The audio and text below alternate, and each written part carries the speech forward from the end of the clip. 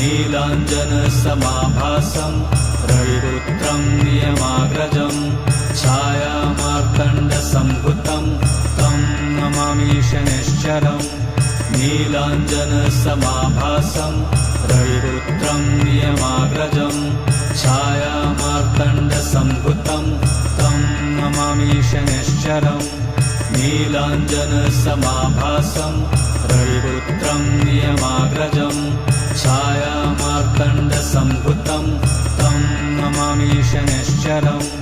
नीलाञ्जनसमाभासं रविपुत्रं नियमाग्रजं छायामार्तण्डसम्भुतं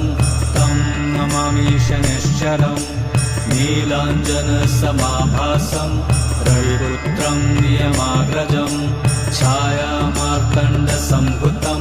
तं नमामि शनैश्चरम्